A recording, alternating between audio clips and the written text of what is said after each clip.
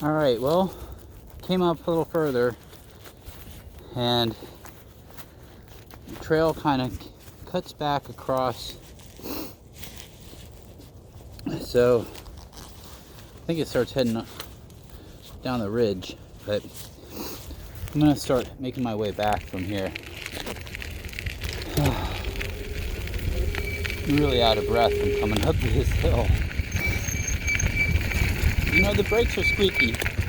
I read some reviews that mentioned that. I'm kind of wondering, you know, when they're brand new, it takes a little while for the discs and the brake pads to kind of get seated in. So that may just be all that is. It's possible once I get, you know, a few hundred miles on here, that squeaking will stop. Alright. Okay, so downhill descent. There's a power, I'm up here by a power station, power line trails, power station. Spin around. I'll spin around and give you the view out there. It's pretty wild. There's a nice view up the other direction here.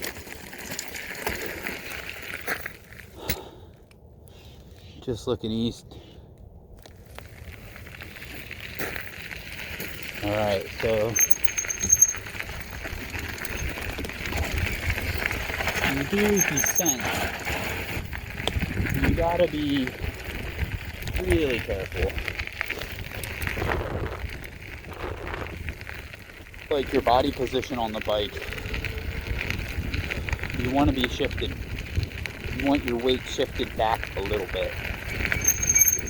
And you want 2 fingers on each brake lever. Maybe even just one on the front, depends on how sensitive your brakes are.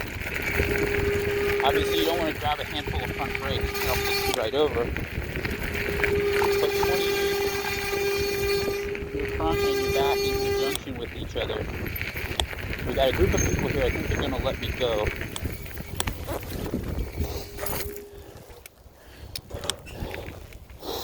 I'm just going to wait for them to come up.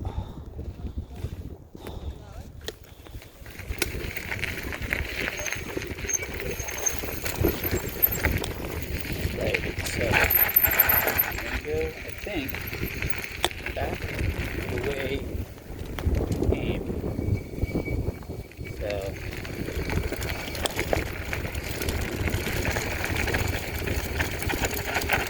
the majority of your stopping power really is in the front brake, but you have to be careful not to overdo it, because if you wash the front tire out on a downhill, you're going down. It's better to lock the rear brake up and have the back end slide out. You can ditch off the back if you have to. It's a much better scenario than grabbing too much front brake and having the front wheel wash out and pitching over. And that's one of those things,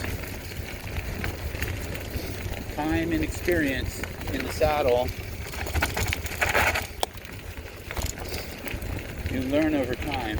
This is nice, rolling through here, beautiful forest, sunshine coming down in between the trees. Alright, I think I'm gonna head back. That's this way. I mean, I noticed like the brakes are already quieter. The brakes are already quieter. So this is what I got here. So I've got 36 miles on this thing now. I think I came this way.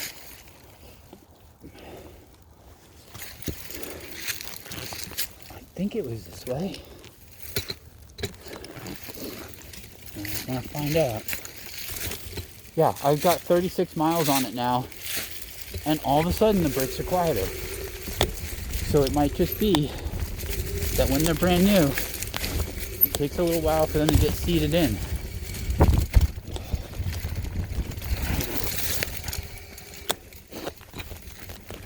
You have those like roots and shit. Don't get cross-rutted. Don't get crossed up on them. your front wheel and your back. If it's a route that's like longitudinally in the trail, you want to stay on one side or the other. Low bridge. Oop, step down. Oh yeah, all back brake right now. I'm just off the front completely.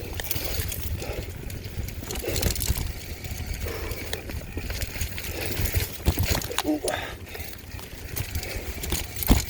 Low bridge. Locking it up, slide it around it. You've got to. Don't be afraid to lock the back tire up a little bit once in a while. Slide it sideways. Position yourself for the upcoming corner so you're already pointed at it the right way. Shit! Look out.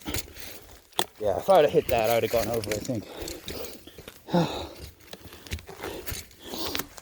You know, it's got the bike. It's got something hanging down below the cranks in the sprocket, like a metal piece. Wasn't really sure what that is for. But I'm noticing that occasionally I get it hung up on a root or something. So I think it's there to protect the sprocket. Ugh.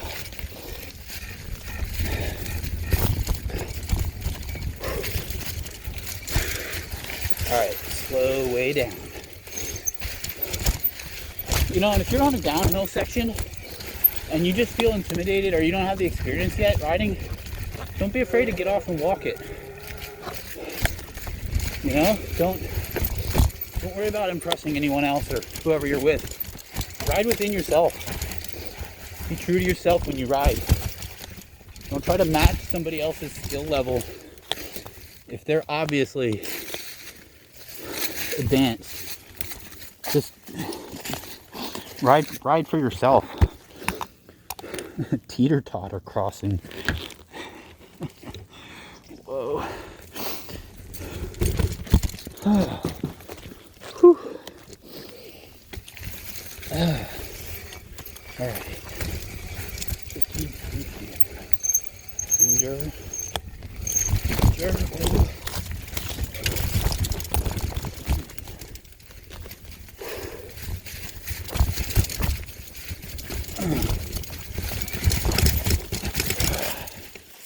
Yeah, like right there, see? Maybe I need to walk right here.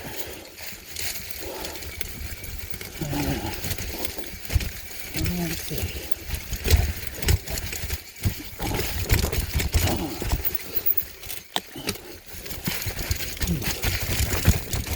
Shit. Whew.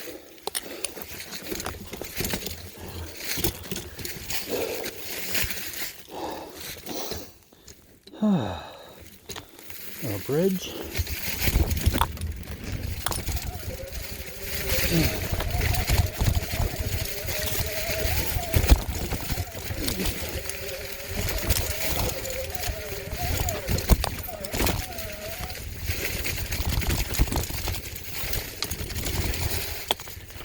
Okay.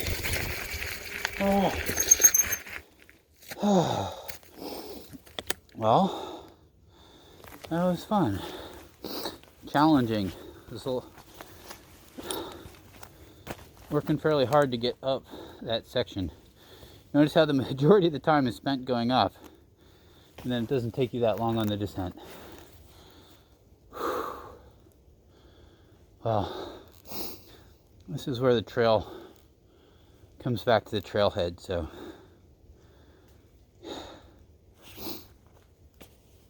I started off with a full charge.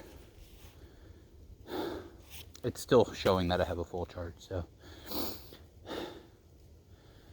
yeah, I'm pretty happy with the range for what it is. I mean, if you want to tour, you want to, something to go touring on.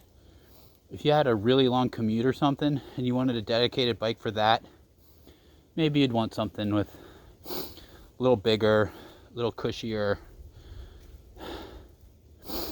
but man, I'm really impressed with this bike, frankly. The bicycle itself, I think I mentioned this before, regardless of whether it's electric or not. Limitation in terms of the power, sometimes on hills, be nice if it had a little bit more, but you know, that's splitting hairs, because it's always a, you know, it's always a trade-off. So, all right, well, anyway, I'm gonna tap out for now, and until next time.